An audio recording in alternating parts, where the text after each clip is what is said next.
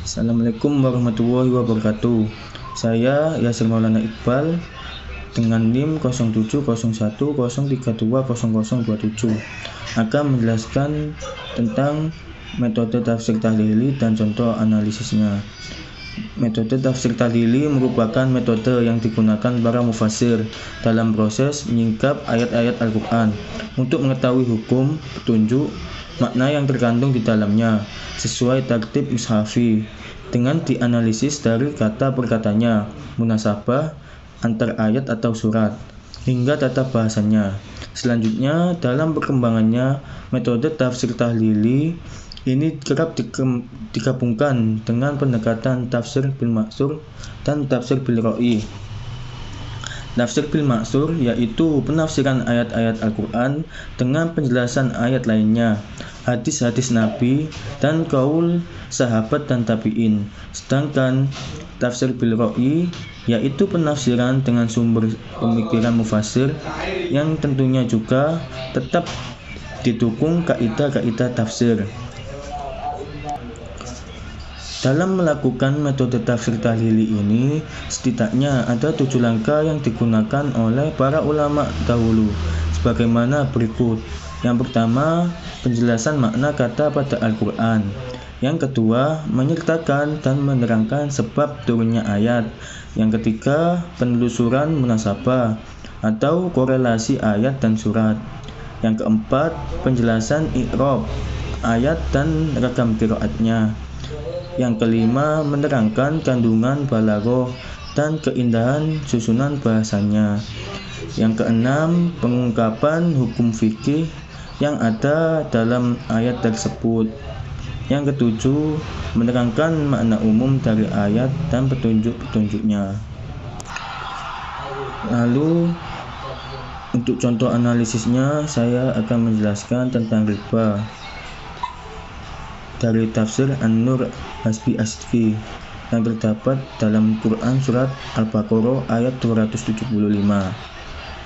Yang pertama, penjelasan makna kata pada Al-Quran dalam kitab tafsir An-Nur ini tidak ada yang tentang riba ini. Yang kedua, menyertakan dan menerangkan sebab turunnya ayat tidak terdapat juga.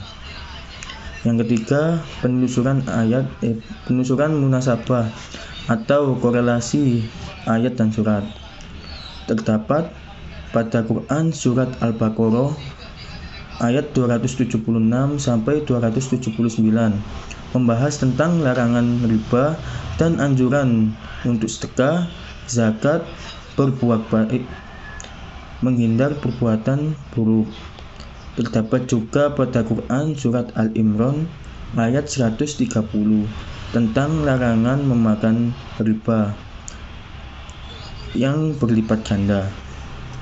Penjelasan i'rab ayat dan ragam qiraatnya tidak terdapat pada tafsir An-Nur Hasbi Asdqi ini tentang riba.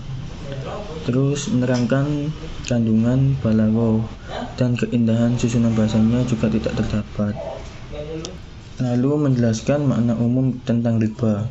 Kata riba sebenarnya sudah ada sejak zaman dahulu dan telah mengalami kemajuan dalam pemaknaan.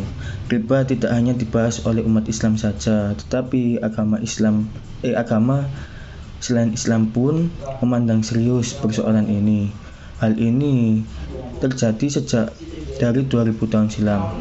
Kajian riba ini telah dibahas dan dikaji oleh agama Hindu, Buddha, Kristen, dan lain-lain. Secara bahasa, riba dari kata ziyadah yang artinya tambahan. Maksudnya adalah tambahan atas uang pokok yang dipinjamkan. Sedangkan secara istilah, riba diartikan sebagai penambahan pembayaran dari harga awal atau yang dilakukan secara batil. Dalam menjelaskan makna riba, terdapat banyak pendapat, akan tetapi secara garis besar dapat ditarik kesimpulan makna riba yaitu pengambilan tambahan, baik itu dalam proses transaksi jual beli maupun proses pinjam meminjam yang dilakukan dengan cara yang batil yang pastinya. Hal tersebut berseberangan dengan prinsip dan konsep muamalat dalam syariat Islam. Riba terbagi menjadi dua macam, yaitu yang pertama riba nasi'ah. Riba ini ialah yang masyhur pada masa jahiliyah dahulu, yakni menambah kurun waktu pembayaran serta menambah jumlah hutangnya. Jadi ketika sudah jatuh tempo pembayaran, orang yang memberi pinjaman akan menagih hutangnya dan memberikan penawaran. Jika tidak bisa membayar saat ini, maka akan diberikan tambahan waktu juga, menambah jumlah hutangnya. Singkatnya, jumlah hutangnya ditambah sebagai imbalan perpanjangan tempo. Yang kedua, riba fadli, yakni tambahan berupa bunga yang diisyaratkan untuk mendapatkan utang dengan tiada timbangan. Misalnya seseorang memberi pinjaman kepada si A sebesar Rp2.000 dengan tempo pengembalian 2 tahun dan uangnya harus dibayarkan sejumlah Rp2.500. Terdapat tambahan bunga sebesar Rp500. Hal ini termasuk riba fadli. Terus yang ketujuh, sesuai tertib surat.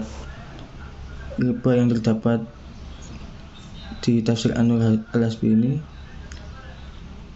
karya tafsir An-Nur Al-Asbi ini sesuai tertib surat, yaitu urut dari Al-Fatihah sampai An-Nas. Yang ke-8, menjelaskan makna ayat dan berbagai aspek disiplin keilmuan. Ini menjelaskan tentang fikih dan sejarah.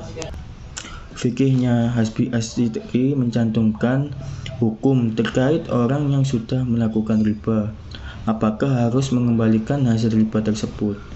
Sejarahnya dalam pembahasan disertakan juga terkait sejarah kebiasaan orang Arab jahiliyah yang suka memakan riba, percaya tentang kerasukan setan, lalu menggunakan bentuk tafsir bil ma'sur, bil ra'i atau keduanya. Jadi tafsir An-Nur Al-Asbi As-Sidqi ini menggunakan tafsir bil ra'i, pendapat pribadi, dan merujuk pada jumhur serta para mufassir.